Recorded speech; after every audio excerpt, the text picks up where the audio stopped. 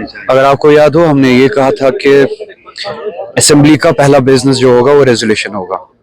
हमने ये कैंपेनिंग के दौरान भी कहा, अपने मैनिफेस्टो में भी कहा, हमारी तकरीरों को भी आप चेक कर सकते हैं। असेंबली परसों शुरू हुई, जैसे कि आप जानते हैं, पहला दिन स्पीकर का इलेक्शन है तो रूटीन बिजनेस नहीं होता।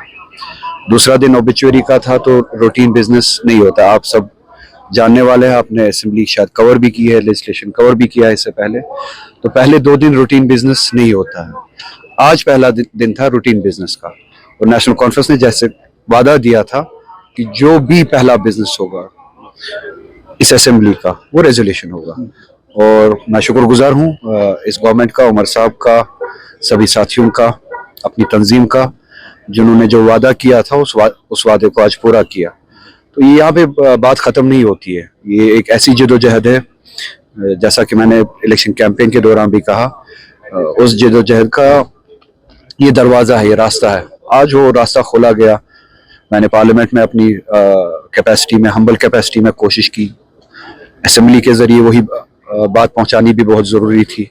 तो पार्लियामेंट में जो बात हमने की, आज असेंबली के ज़रिए जो बात पहुंची, तो ये कंबाइन होके रियासत की कंसोलिडेटेड एफर्ट से या मुहकम तरीके से जो बात पहुंचनी चाहिए थी वो आज मुकम्मल हुई।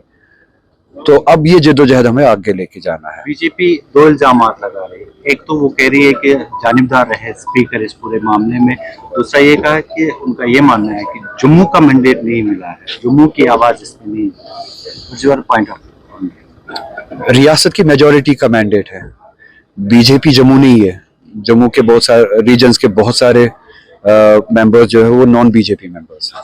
इसी तरह से कश्मीर से भी जो मेंबर्स चुन के आए हैं वो भी जम्मू कश्मीर को रिप्रेजेंट करते हैं। तो मेजॉरिटी जो है वो इस रेजोल्यूशन के हक में है, इस सेंटिमेंट के हक में है। आज आपको पता है स्पीकर्स के काम करने के तरीके पे बीजेपी हमें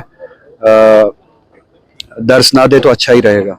पार्लियामेंट में आपको पता है कि स्पीकर कैसे बिहेव करता है, न सिर्फ उनका बिहेवियर बायस्ड होता है बल्कि कभी कभार आप देखते हैं कि वो एथिक्स से भी बाहर जाते हैं, अखलाक से भी बाहर जाते हैं। तो बीजेपी से ये बातें हम सुनना नहीं चाहेंगे। बरोला साहब, यूटी में हम हैं और यूटी में लेफ्टिनेंट गवर्नर साहब के पास ही पहले फाइल जारी की, असेंबली ने अपना काम किया। What you are expecting from LG office?